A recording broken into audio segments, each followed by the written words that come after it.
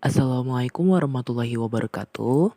Perkenalkan, nama saya Beni Chandra Kuswara, asal saya dari kelas 11 IPS 4. Pada kali ini saya akan menjelaskan salah satu pahlawan Indonesia yaitu Muhammad Yamin. Pembahasannya diantaranya biografi Muhammad Yamin, kedua karya-karya Muhammad Yamin, ketiga peran Muhammad Yamin terhadap kemerdekaan Indonesia.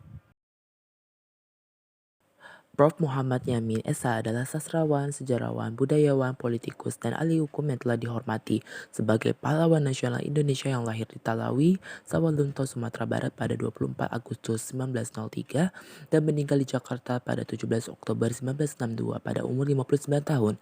Ia merupakan salah satu perintis puisi modern Indonesia dan pelopor Sumpah Pemuda sekaligus pencipta imaji keindonesiaan yang memengaruhi sejarah persatuan Indonesia.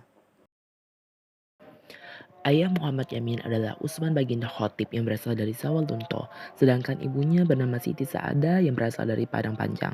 Ayahnya memiliki 16 anak dari 5 istri yang hampir keseluruhannya kelak menjadi intelektual yang berpengaruh. Pendidikan Muhammad Yamin dimulai dari sekolah dasar pertamanya di Hollands English School HIS Palembang, kemudian melanjutkannya di AMS Yogyakarta.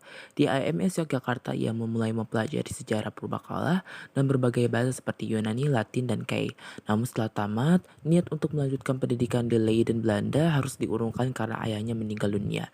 Ia kemudian menjalankan kuliahnya di Sekolah Tinggi Hukum Jakarta yang kelak menjadi Fakultas Hukum Universitas Indonesia dan berhasil memperoleh gelar Mister in the Range Sarjana Hukum pada tahun 1932. Selanjutnya pembahasan kedua, karya-karya Muhammad Yamin.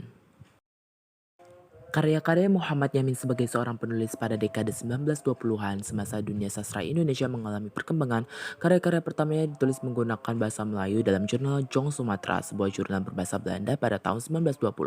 Karya-karya terawalnya masih terikat kepada bentuk-bentuk bahasa Melayu klasik.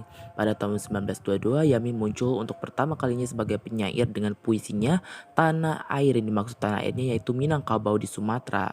Tanah Air merupakan himpunan puisi modern Melayu pertama yang pernah diterbitkan. Himpunan Muhammad Yamin yang kedua, Tumpah Dadaku, muncul pada 28 Oktober 1928. Karya ini sangat penting dari segi sejarah karena pada waktu itulah Yamin dan beberapa orang pejuang kebangsaan memutuskan untuk menghormati satu tanah air, satu bangsa, satu bahasa Indonesia yang tunggal. Dramanya Ken Arok dan Ken Edes yang berdasarkan sejarah Jawa muncul juga pada tahun yang sama. Dalam puisinya, Yamin banyak menggunakan bentuk soneta yang dipinjamnya dari literatur Belanda. Walaupun Yamin melakukan banyak eksperimen bahasa dalam puisi-puisinya yang masih lebih menepati norma-norma klasik bahasa Melayu, berbanding dengan generasi-generasi penulis yang lebih muda, ia juga menerbitkan banyak drama, esai, novel sejarah, dan puisi. Pembahasan selanjutnya yaitu peran tokoh Muhammad Yamin terhadap kemerdekaan Indonesia. Muhammad Yamin berperan dalam perjuangan kemerdekaan Indonesia. Beberapa perannya antara lain berkiprah di Jong Sumatera Nenpon dan menjabat sebagai ketua, terlibat dalam Kongres Pemuda 1 dan 2. Dalam Kongres Pemuda 1, Muhammad Yamin mempelopori usaha penggunaan bahasa Melayu sebagai bahasa pengantar pergaulan di Indonesia yang nantinya akan ditetapkan menjadi bahasa Indonesia dalam Kongres Pemuda 2. Mendirikan Gerindo pada tahun 1937.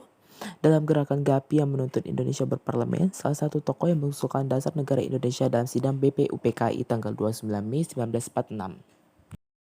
Sekian penjelasan saya, terima kasih. Wassalamualaikum warahmatullahi wabarakatuh.